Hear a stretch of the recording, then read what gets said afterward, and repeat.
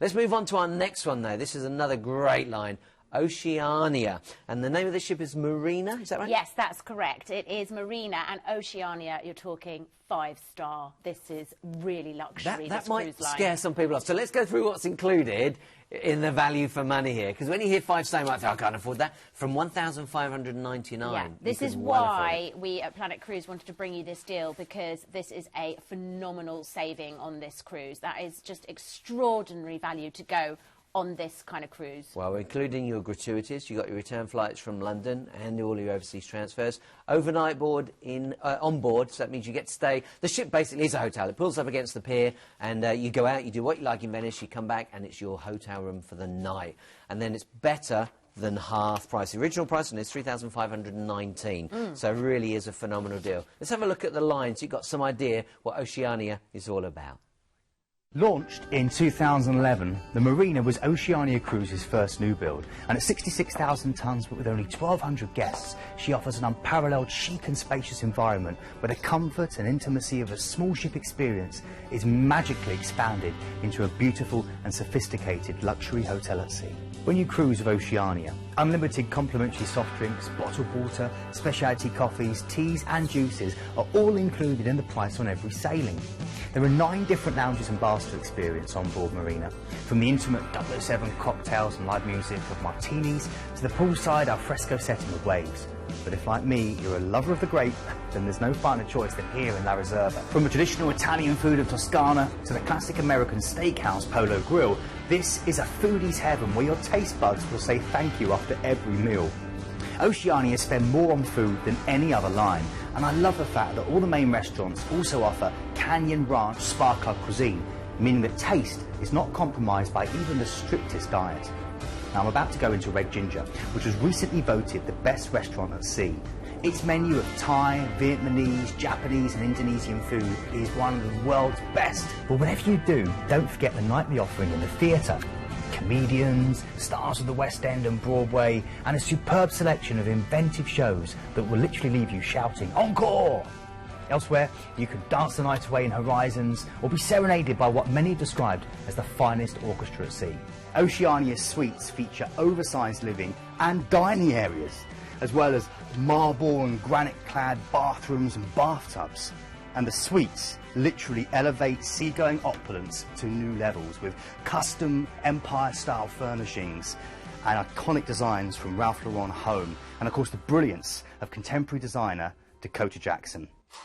If that one's picking on your taste buds, you're saying, I fancy that. Don't forget, it's from deposit only. So don't be thinking you have to come up with the money tonight, you have to put it all on your debit or credit card. No, no, no, no. Call the team, have a chat with them. You could put a deposit down and just get yourself organised. The ID number for this particular cruise is 84509. 84509. That really helps you out if you're calling or you're going to the website. Come on, should we do the itinerary? Yeah, such a huge saving on this cruise. I want to go. OK, so we are off. We are going to fly from London to Rome, and then we'll transfer you to the port where you will embark Oceania Marina for 10 nights cruising.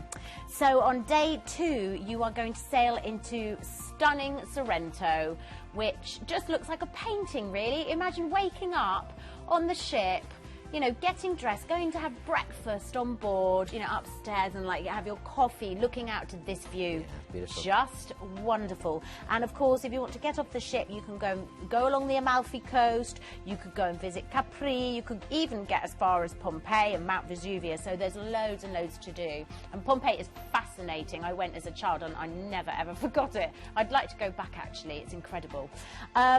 So plenty to do in Sorrento, and of course you'll just be blown away by how beautiful it is actually. And then on day 3 you are sailing into Amalfi, where you could go for a small little boat trip if you wanted to. Get off the big ship and go for a little boat trip. The coastline here is dotted with little grottos and pretty villages. You could explore it all, you know, in a day really. It's a stunning Mediterranean landscape.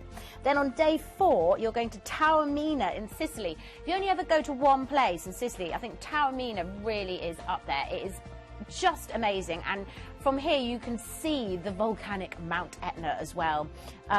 It's sort of a legendary resort town, twisting medieval streets, and a sort of backdrop that's like something, again, from the movies. And then on day 5, you are sailing into Agostoli, which is the capital of Kefalonia, and just situated on a really beautiful bay. I must say, with this cruise, the places that you're sailing into, and combined with that amazing ship, you're going to have, you'll feel like, I don't know, a film star. Just really get some great shades and you will feel like that movie star on board. And then day 6, you're sailing into Kotor in Montenegro, where if you can, especially if you've got an ocean view or a balcony, like set your alarm, because just sailing in is part of the fun. You'll go into the Bay of Kotor and literally glide for about an hour through mountains on a big waterway with fjords around it. It's beautiful. So often the cruise ships will begin their journey into the bay about sort of 6:15 and arrive at about 8. Well worth getting up for if you can.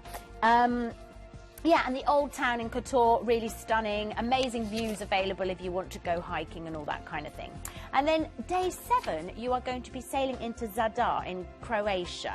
So a place that you might not have heard very much about, because I think Dubrovnik and Split are like the two sort of more famous places. This is in the western corner of Croatia. Pretty beaches, medieval history, and I think Croatia is becoming a really desirable place to go within the tourist industry, so you'll have heard of it soon. And then day 8, you're going to Ravenna, which was once the capital of the Byzantine Empire in Italy. And it still has like amazing mosaics and things recalling that time. You should go and visit Dante's tomb here. And there's even a little pile of rubble where local residents hid his urn during World War II to prevent it from being damaged. That is the basilica there. I mean, the thing is, you go into these Italian churches and they're so stunning. So then day 9, you're going to Koper in Slovenia, which is basically a very pretty coastal town. Thing is, I could recommend food, but there's no point because all the food on the ship is so beautiful. So just go wandering around. You've got the cathedral there that's very pretty, and a great place again to do by on foot. And then day 10, as if this hasn't been gorgeous enough, you're sailing to Venice, and you've got an overnight on board in what surely is one of the most beautiful cities in the world. The Grand Canal, obviously so famous for its gondolas, you know, that's the touristy thing to do, and why not? Get yourself an ice cream, get those shades on and enjoy it. You've got St Mark's Square as a must as well. Go and visit the basilica there. It's just really will blow your mind. Go and have a lovely, what is the cocktail where you have the Prosecco with the peach juice that it's famous for there? Oh, blimey. Oh, it'll come back to me. Have one of those. And then on day 11, we will fly you from Venice back to London, and you'll have had such an amazing time. And just as a little extra note, on Oceania, they spend more money per head on food than any other cruise line. You will eat like a king and queen. Yeah, and don't forget, it's brilliant savings. It's better than half price. If you wanted to, then you could actually add a little more time in Rome. You could add a little more time in Venice if you wanted to. So you can have a few days extra holiday before or after your trip. Don't miss out on it. The ID, once again, down there in the bottom corner, 84509. That will give you a lot more information on the website, or, of course, when you call the team, they'll know exactly which cruise you're talking about.